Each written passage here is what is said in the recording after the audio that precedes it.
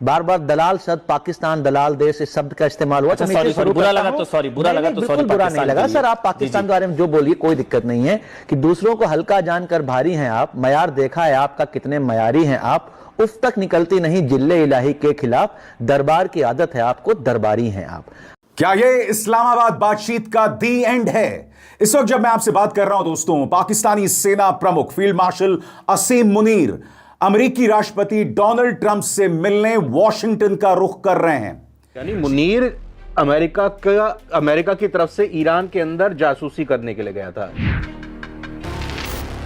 Israel को America को उसकी लोकेशन पता चल जाए, ये करने गया था ये शख्स, ये पाकिस्तान, ये अमेरिका का चमचा मुनीर। अगर एक सर्विंग प्रेसिडेंट पागल हो जाए, अच्छा, मानसिक संतुलन खो बैठे, तो आप उसको हटा सकते। उसका चेकअप कौन करवाएगा, कौन करेगा उसका चेकअप? ये अमेरिका के लोगों के हाथ में है। अपने F-16 और 10,000 सैनिक सऊदी अरब में क्यों भेज दिए इन्होंने पाकिस्तान ने? कि ईरान को इतना परेशान किया जा रहा है कि वो डेंजरस मूव करे। यही बात कही जा रही है कि भाई दुखती रग एप्स्टीन फाइल्स ही है। ये अपने आप को प्रेसिडेंट नहीं भगवान समझ बैठा है। मैं यीशु मसीह हूं। हाँ,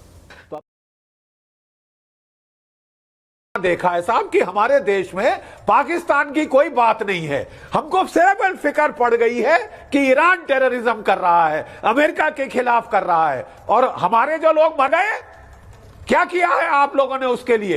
है आपका वो जो मुल्ला आसिम मुनीर है, कहां है वो? 3 महीने में 3 बार जाके वो वॉशिंगटन बैठ जाता है। वॉशिंगटन हथियार दे रहा है, उसको प्रोत्साहन दे रहा है कि मारो भारतीयों को, और वहां आपकी जबान पे लकवा लग जाता है साहब। Terrorism terrorism terrorism. आप अकेले पढ़ते जा रहे हैं। जहां इंटरनेशनल मुद्दे आ रहे हैं वहां आपको कोई पूछ नहीं रहा है। आप खुद को विश्व गुरु कहते हैं, लेकिन वैश्विक मामलों में आपकी कोई दखल अंदाजी दिख नहीं रही।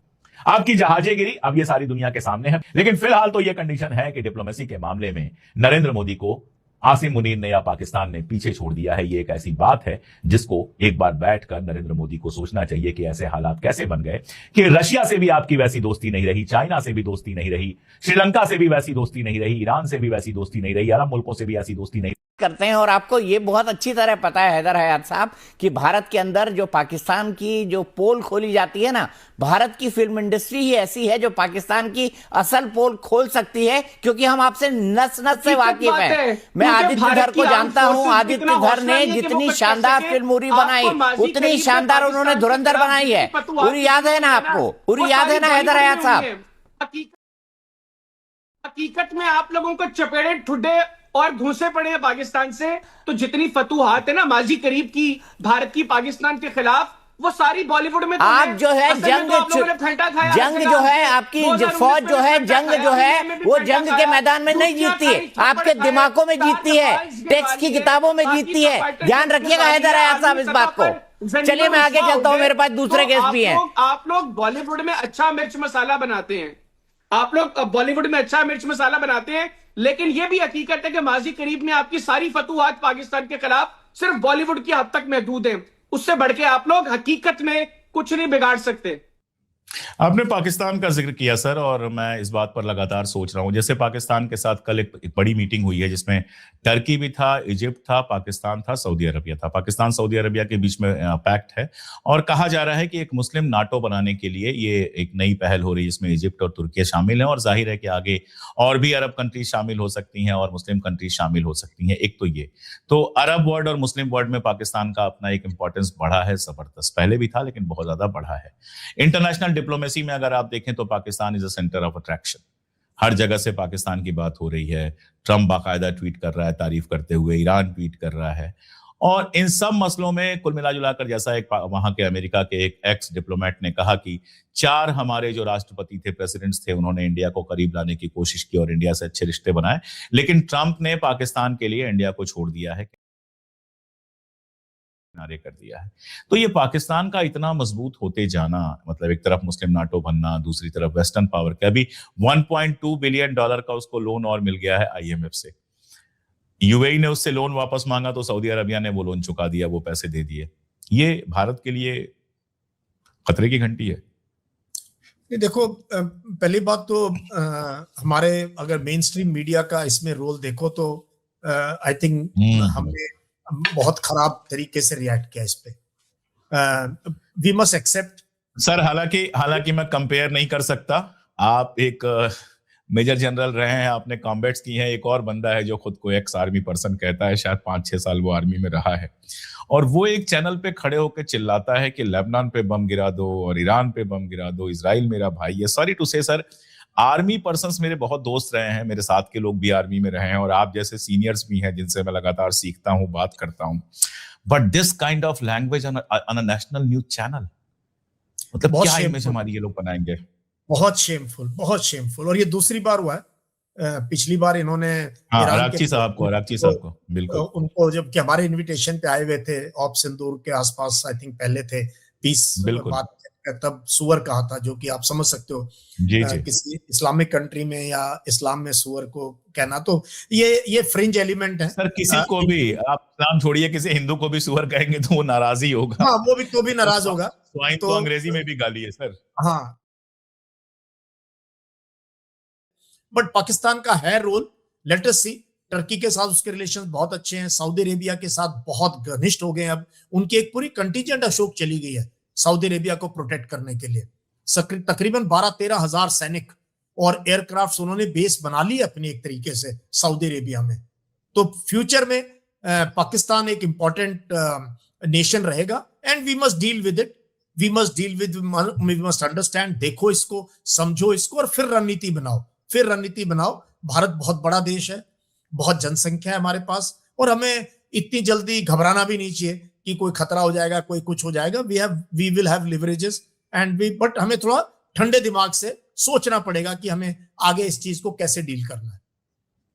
इसमें एक सवाल और सर, की एक आर्टिकल आया था स्क्रॉल में जिसमें यूएस के एक राजनयिक थे, उनका बयान था और उन्होंने कहा था कि ऑपरेशन सिंदूर की वजह से ये सारा कुछ हुआ है। ऑपरेशन सिंदूर को जिस तरह से इंडिया ने डील किया और उसके बाद आसिम मुनीर के रिश्ते अमेरिका से बहुत अच्छे हुए, और उनका कहना था कि अगर ऑपरेशन सिंदूर नहीं हुआ होता तो आज पाकिस्तान पर स्पॉटलाइट नहीं होती।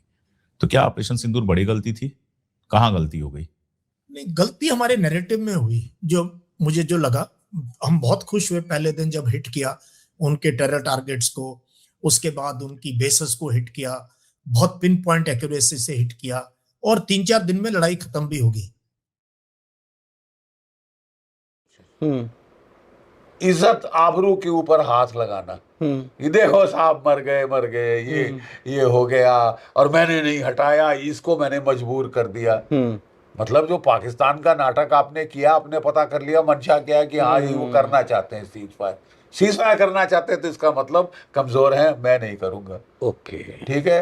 उन्होंने हॉर्मुज भी ओपन करने का ऐलान कर दिया, फिर आप ये वैसी बात कर रहे हैं। जब उन्होंने हॉर्मुज ओपन करने का ऐलान इन्होंने पाकिस्तान के थ्रू प्रेशर डलवाया, चीन भी कह रहा था हाँ यार कर लो, रूस भी कह रहा था कर लो, लड़ाई बढ़नी नहीं चाहिए, नहीं तो ये बहुत बढ़ सकती है।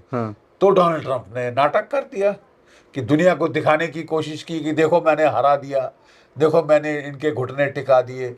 और घुटने टिका दिए जब आप बोलोगे तो फिर साहब वो जो रिटेलिएट करेंगे, उन्होंने भी बोल दिया भैया ये जो हम दे रहे हैं कंसेशन ये 22 अप्रैल तक है, जब तक सीज फायर चलेगा। जहां सीज फायर खत्म होता है सब all bets are off, everything is back to square one and we will start hitting. लेकिन और मेरा ख्याल ये है कि इसको बोलते हैं द एंट्रैपमेंट सिंड्रोम, कि एक कंट्री जब ट्रैप्ड फील करती है, ठीक है, और जैसे कि जापान ट्रैप्ड फील कर रहा था, तो फिर वो कोई बड़ा डेंजरस मूव करती है। ओके। और मुझे पूर्ण विश्वास है, मेरा अंदेशा है, विश्वास तो क्या अंदेशा है, कि ईरान को इतना परेशान किया जा रहा है कि वो डेंजरस मूव करे। तो वो तो ये तब तक कह रहा था, सिग्नल है, ये तब तक कह रहा था जब तक कि पाकिस्तान के मुनीर साहब, इसके जो पालतू कुत्ते हैं, वो वहां नहीं पहुंचे थे।